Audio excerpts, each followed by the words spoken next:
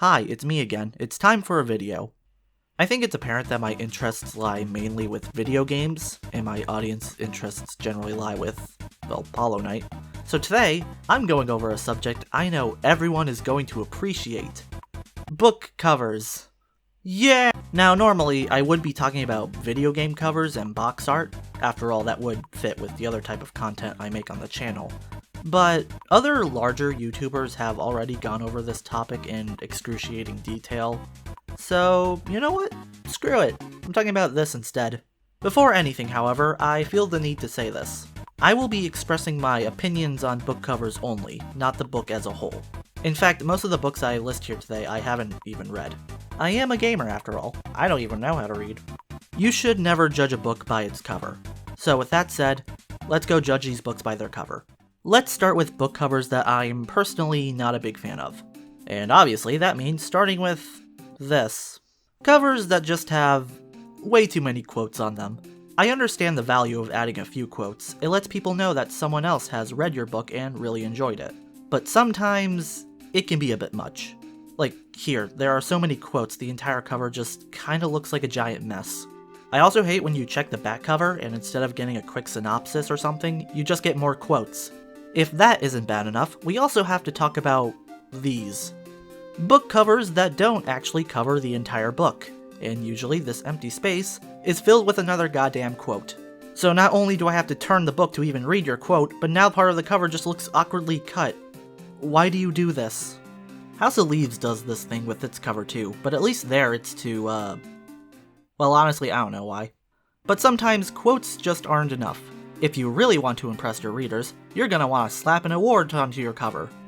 Yeah, I don't like when books do this. Sure, the award is impressive, and it tells the reader that, wow, someone important read your book and really enjoyed it.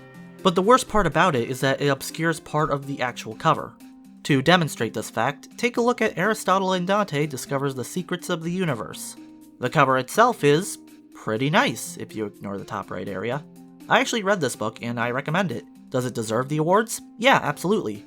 But you don't need it to be this absurdly large. It's like a sticker that refuses to come off. Plus, these awards don't really hold any meaning for me. Oh wow, this book is a New York Times bestseller. That would be amazing if that title still actually meant anything. Another really annoying thing is whenever a book gets a movie or a show. Because when that happens, you know the book cover will get an update saying, now a major motion picture, or now streaming on this platform. It's the same problem as the awards. It obscures part of the cover, and it really doesn't need to be there. I don't need to be told that a movie or show adaptation exists. If I like the book, then I'm probably gonna find out sooner or later anyway. But you know what I detest far more than simple phrases like that? When the whole cover gets updated. I like to call these movie covers, and they're typically released when the movie or show adaptation comes out. For an example, take a look at The Magicians. This series got a sci-fi show. It's absolutely terrible. I recommend it. To go alongside the show, the book's got some new covers, and it looks like they took a screen cap from one of the episodes, overlaid some filters in the title, and called it a day. It just looks really cheap and lazy. There is another cover where it's just Quentin, the main protagonist. I like this one a lot more due to the color palette and actual pose Quentin is in, and I'll give the covers this. I still like it more than the original. If you thought taking a screenshot from the show looked cheap, then how about a stock photo of nature? I don't get it. The spines of these books look great, but the covers themselves all kinda suck. Again, you shouldn't judge a book by its cover, but these covers... ugh. I guess while on the topic of movie covers, I might as well go over alternative covers. It's an inevitability for books to get new covers. I notice it most with classics, Fahrenheit 451, Of Mice and Men, 1984, Avatar, and anything made by Shakespeare. Sometimes these new covers are for anniversaries, and sometimes they signal that the book is a special collector's edition. For a lovely example, here is Lord of the Rings. All of the books in this franchise have been re-released over the years. Some editions even bundle the 3 books into one, which was actually how it was written originally. Here is the latest release my sister owns. These covers are pretty good. I really like the dark, almost gothic aesthetic, but I also really like these covers. These books in particular were published around the 60s. I've heard that people aren't a big fan of these designs, and I'm like, what? Okay, sure, it looks a bit psychedelic, but the artwork is still really nice, and the colors are so vibrant.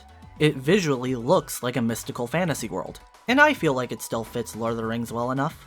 My favorite cover redesign, however, is with the Lunar Chronicles series. I have never heard of this series up until now, and if you showed me the original cover for Cinder, I would be scared. Apparently, this book is a loose retelling of Cinderella, but from this cover, I would just think it's a Twilight fanfiction. It's not the best first impression. These new covers distinguish themselves, and they have actual color now. What a revolution! Books getting new cover designs is common, but it's also very common for other regions to get different covers. Different countries have different tastes, and these changes are done to appeal to those tastes, I guess. The most prominent case of this would be the first Harry Potter book. Over in the UK, the book was titled Harry Potter and the Philosopher's Stone. In the West, not only was the artwork different, but the title was changed to Harry Potter and the Sorcerer's Stone. Because I guess Europe didn't think we knew what a Philosopher's Stone was. You know, I'm kinda surprised it took me this long to bring up Harry Potter, and now I shall never speak of this franchise ever again. For another example of an actual cover change, here is The Perks of Being a Wallflower. This is the design in the UK, if I'm not mistaken. Definitely looks busy, but when you break it down, it's a pretty simple cover. A bunch of writing on a notebook page with the title in a bold black standing out from the red. It's a really good and distinct cover. So, what did we get here in the West? Do I even need to say anything? To cap off my rant on covers I don't like, let me talk about an entire genre I don't like. Romance. Do you ever just walk into a Barnes & Noble and ask why? These novels have their own little section to the side, and I personally like to make fun of the titles more than anything else.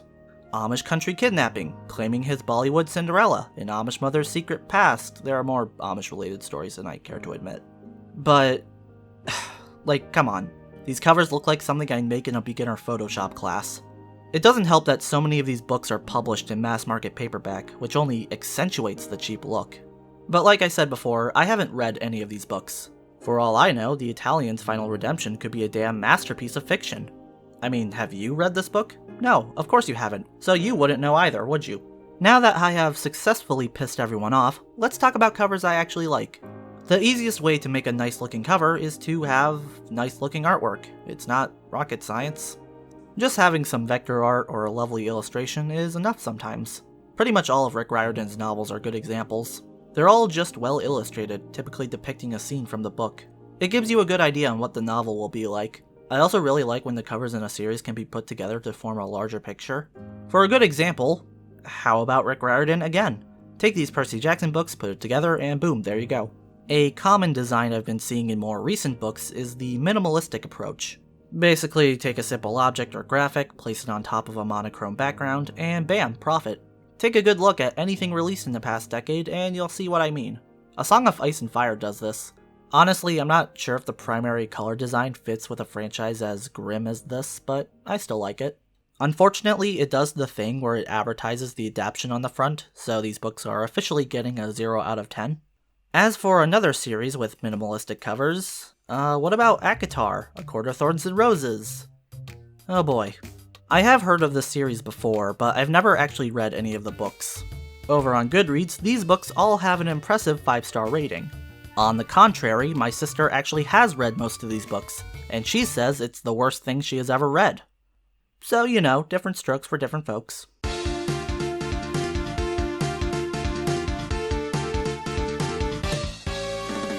Regardless of how you feel, these books are pretty.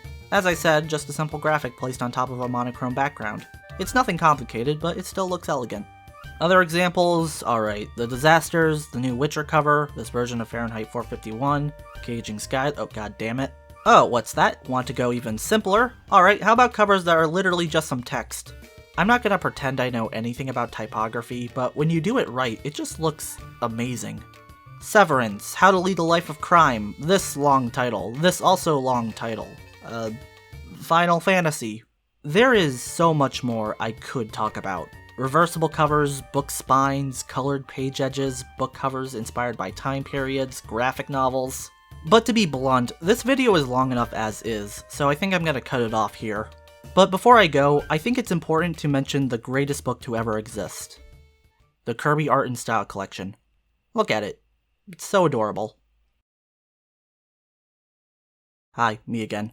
I just want to mention that I went to Barnes & Noble again recently. They moved around some shelves, and now the manga section is twice the size as the American comic book section, which is both sad and hilarious. Anyway, did you guys know this exists? Because now you do.